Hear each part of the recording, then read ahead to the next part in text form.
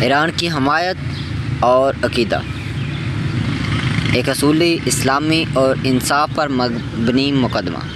تحریر بلال شوکت آزاد، آواز اطلس علی۔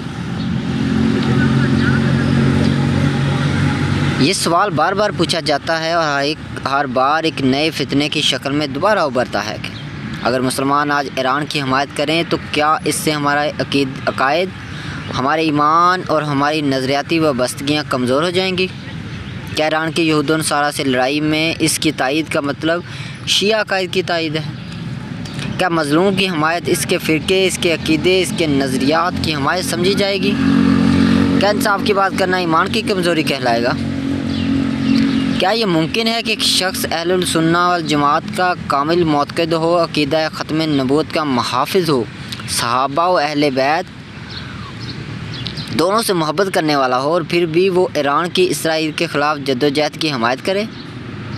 میرا جواب واضح ہے، ہاں یہ ممکن ہے، بلکہ واجب ہے، بلکہ ضروری ہے، بلکہ یہی دیانت ہے، یہی عقیدہ ہے، یہی تقویٰ ہے۔ پہلا اصول، اللہ ظالم اور مظلوم کو ایک ترازو میں نہیں تولتا۔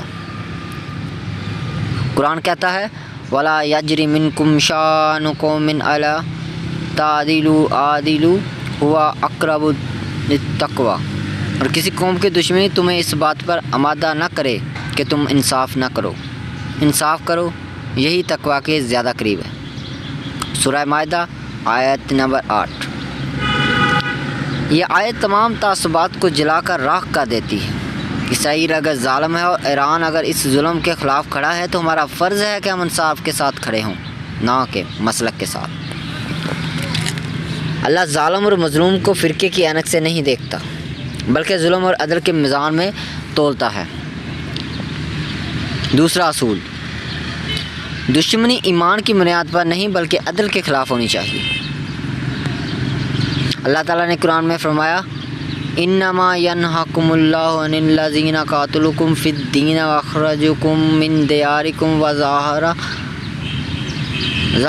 علی اخراجکم ان تولوہم۔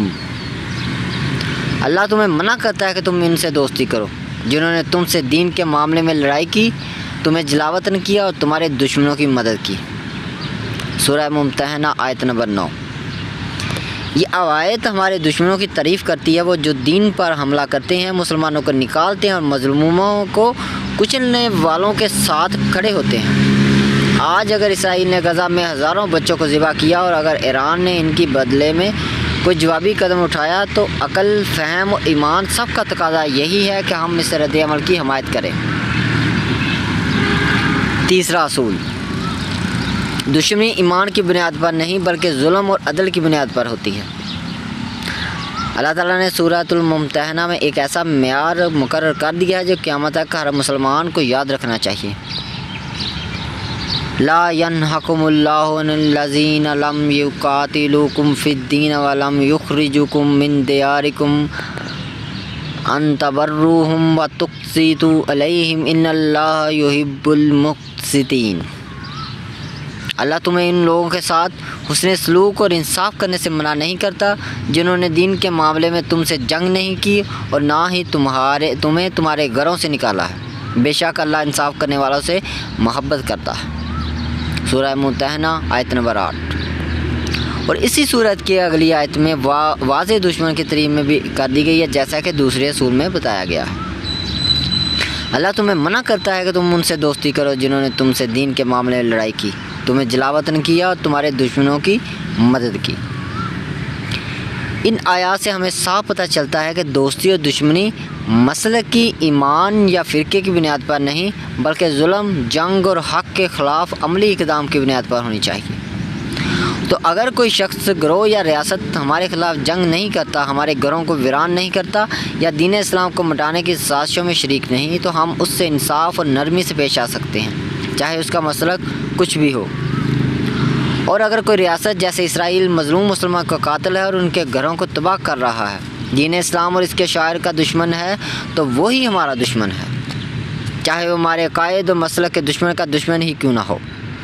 لہٰذا اگر ایران مظلوم ہے اور اسرائیل ظالم ہے تو اس جنگ میں ہمارا موقف مسلک کے بجائے عدل پر ہونا چاہیے۔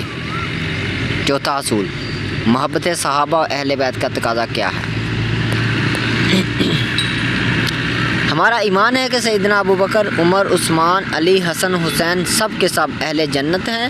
ہمارا عقیدہ ہے کہ اہل بیت کا مقام و احترام فرض ایمان ہے، لیکن کیا ایران کی حمایت کرنے سے ہم یہ سب چھوڑ دیتے ہیں؟ نہیں، ہم صرف اتنا کہہ رہے ہیں کہ اگر آج کسی مسلمان پر یہود و نصارہ حملہ آور ہوں اور وہ مسلمان ایران کا شیعہ ہو، تب بھی ہم اصولاً اس کے ساتھ کھڑے ہوں گے، کیونکہ وہ مسلمان ہے، مظلوم ہے اور لڑ رہا ہے استعمار سے۔ اور یہ وہی کام ہے جو سیدنا علی نے صفین میں کیا تھا، جب اپنے اجتہادی اور سیاسی مخالف نہ کہ مذہبی اور نظریاتی مخالف معاویہ رضی اللہ تعالیٰ عنہ سے جنگ میں بھی عدل کا مظاہرہ کیا اور مال غنیمت کی تقسیم میں بھی انصاف رکھا۔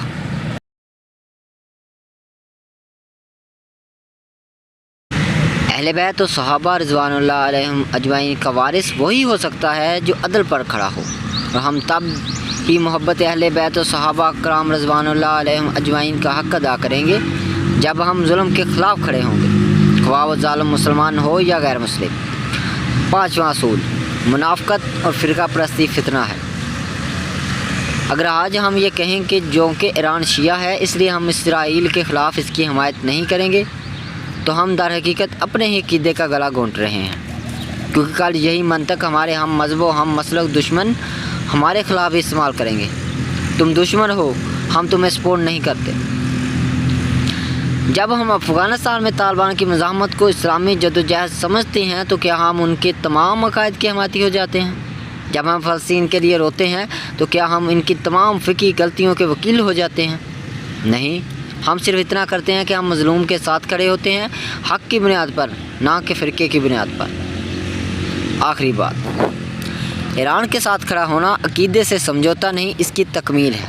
ایران کو شیعہ کہہ کر رد کرنے والے خود وہی منطق استعمال کر رہے ہیں جو خارج نے حضرت علی رضی اللہ تعالیٰ عنہ کے خلاف استعمال کی تھی۔ آپ نے حکمیت کو قبول کیا ہے، اس لیے آپ گمراہ ہیں۔ یہ تکفیری منطق اسلام کا چہرہ بگاڑ دیتی ہے۔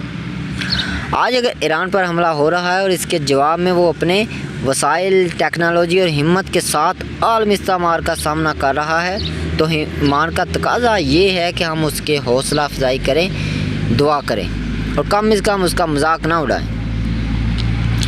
ہم یہ سب گزر جائے گا تو ہم اپنے آپسی متبھید، اختلافات اور جھگڑے پھر زندہ کر سکتے ہیں اور قیامت تک پھر دست و گریباں ہو سکتے ہیں۔ پہلے کسی نے روکا تھا یا روکا ہے، جو آگے کوئی روک لے گا۔ تو قصہ مختصر، ایران کی حمایت عقیدے کی کمزوری نہیں بلکہ عقیدے کی عظمت ہے۔ توحید کے ماننے والے، ختم نبوت کے محافظ، صحابہ و اہل بیت کے عاشق سب کو یاد رکھنا چاہیے، اسلام ظلم کے خلاف ہے، فرقے کی بنیاد پر نہیں، عدل کی بنیاد پر فیصلہ کر دیتا ہے۔ اسلامی شعور اور سیاسی بصیرت کے سنگ پر کھڑا ایک صدائے حق دیتا انسان بس یہی چاہتا ہے کہ جن رشتوں میں دور پار کا حوالہ ہو وہ بھی سگے ہی ہوتے ہیں۔